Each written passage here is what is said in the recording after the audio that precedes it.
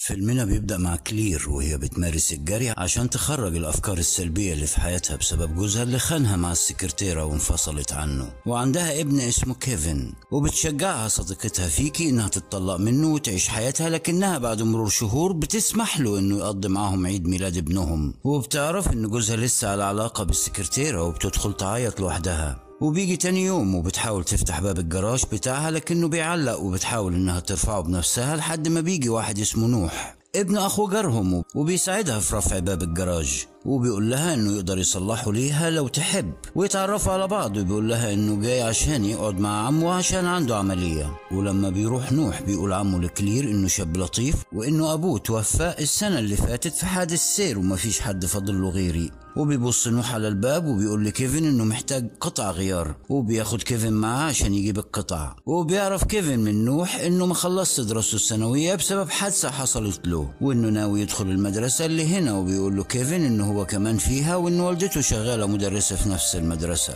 وبتعرض كيفن للتنمر من زمايله في المحل قدام إيلي اللي معجب بيها، وبيشتروا القطعة وبيروح نوح يركبها في جراج كلير، وبتشكره على مساعدته ليها، وبيسألها عن زمايله اللي بتنمروا على كيفن، فبتقول له انه بيعاني من حساسية شديدة لكده بتنمروا عليه. وبتشوفه كلير من شباك اوضتها وهو بيساعد عمه. وتاني يوم بيصلح نوح عربيته، وبتشوفه كلير من الشباك وهي معجبة بيه، وبتعزمه كلير على الغدا معاهم. وبتكون فيكي صاحبة كلير ونائبة المدير في المدرسة اللي بتشتغل فيها كلير موجودة معاهم. وبيفضل نوح وكلير يتكلموا عن الأدب والشعراء وبينسجموا جدا مع بعض.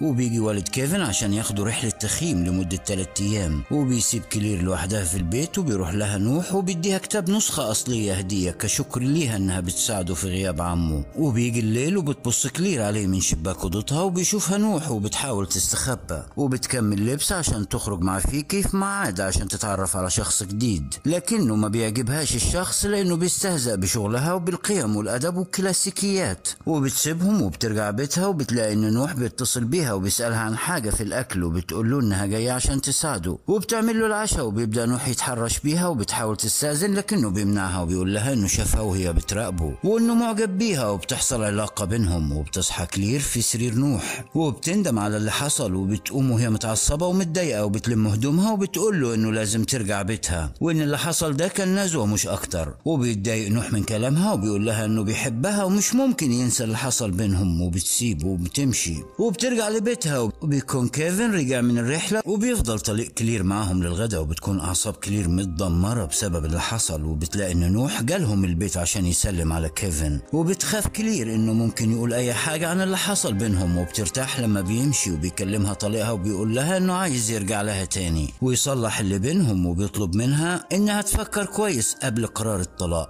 وبيكون نوح مراقبهم من الشباك. وتاني يوم بيبدأ الفصل الدراسي، وبتكتشف إنه هو موجود معاها في الفصل اللي هي بتدرس له. وبتروح لمدير المدرسة وبتسأله إنها بتدرس الفصل الأخير وإنه هو لسه في الفصل الأول، إزاي جاء الفصل هنا؟ ويقول لها المدير إنه طلب نقله كان منها هي شخصيا، وهي اللي طلبت، وإنها قالت إنه هيكون مفيد لفصلها. وما بتفهمش إزاي ده حصل. وبتروح بيتها وبتلاقي إن في إيميل مبعوث من اللابتوب بتاعها لمدير المدرسة، وبتسأل ابنها هو اللي أرسل الإيميل ده، قال لها لأ مش أنا. وبيخرج كيفن مع نوح وبيعلمه إزاي يضرب نار، وبيبدأ إنه هو يحاول يخليه ضد والده، وبيقول له هو ازاي سابه كل الشهور دي وما سألش عنه ولا اهتم بيه، وانه رمى والدته وراح لشابة صغيرة اللي هي السكرتيرة، ويفتكر انه سهل يرجع لها تاني. وبيكون ابوه معزوم عندهم في نفس اليوم بالليل. وبتبدأ معاملة كيفن تتغير مع والده، وبيتخانق معاه بعد ما شحنوا نوح. وبيشترك تاني يوم كيفن في الملاكمة، وبيدربوا نوح وبيستفزوا نوح بكلامه، وبتعصب بزيادة وبتجيله نوبة الحساسية وبيدي الحقنة بتاعته وبيقدر ينقذه. وبيبعت نوح ورد لكلير على المدرسة، وبتفتكر انه من طليقها وبتتصل بيه عشان تشكره، لكنه بينكر انه بعت لها ورد. وبتروح لنوح وبتقول له انه ما يكررش اللي عمله تاني، وبتعرض عليه انهم يبداوا من جديد وينسوا اللي حصل بينهم قبل كده، ويوافقها. وبتخرج كلير مع طليقها وبتقضي معاه السهرة، وبتسمح له انه يبات معهم في البيت لتاني يوم. وبيروح نوح يتخانق مع كلير ويقول لها انها خانته وانها المفروض تحبه هو مش ترجع لجوزها اللي خانها، وانه هينتقم منها. وبتقول كلير لابنها انه يبعد عن نوح وما يتعاملش معاه تاني. وبيتخانق معاها ابنها وبيقول لها انها عايزة تبعد صديقه عنه، وان ابوه اثر عليها عشان تتحكم فيه. وبيروح يركب مع نوح وبيروح المدرسة، وبيحاول الزميل انه يضايق كيفن، ونوح بيضربه وبيزق فيكي اللي هي نائبة مديرة المدرسة، وبيكسر رقبة الولد اللي اتنمر على كيفن.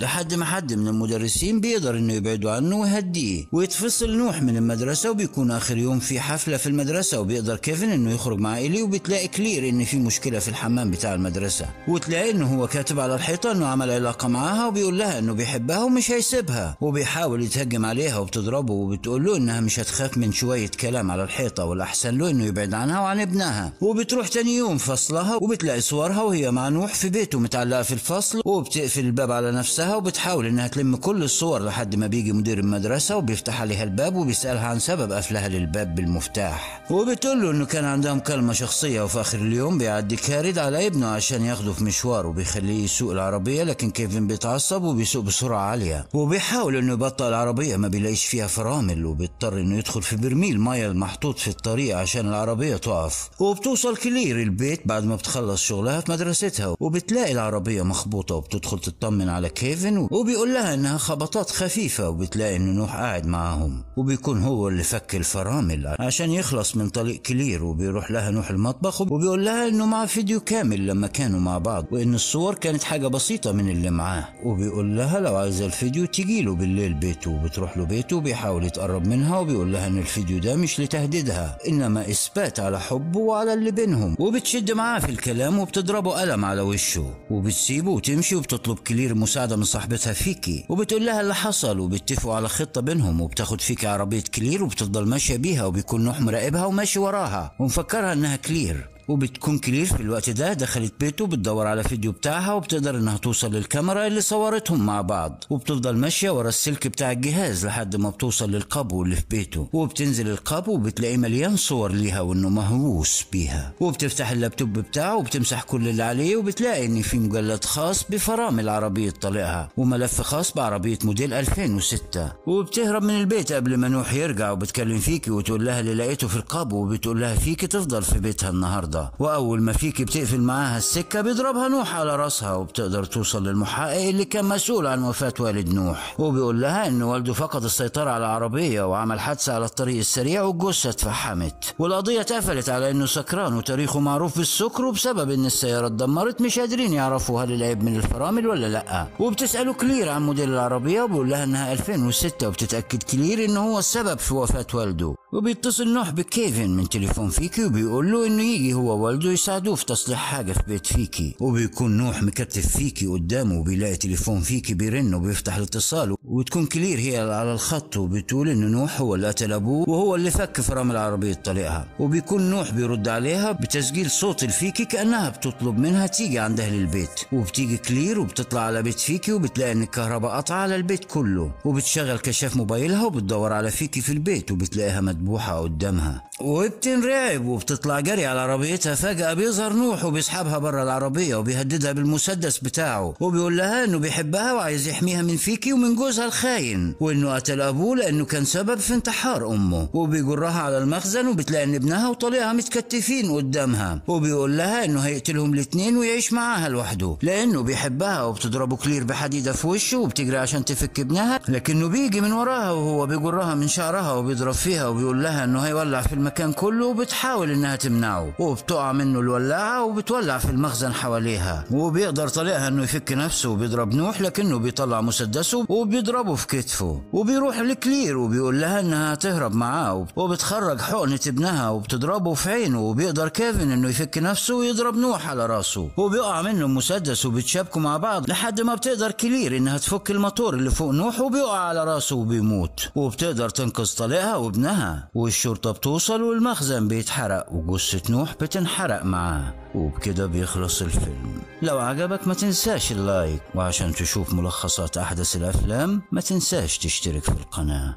قناة مامو أفلام.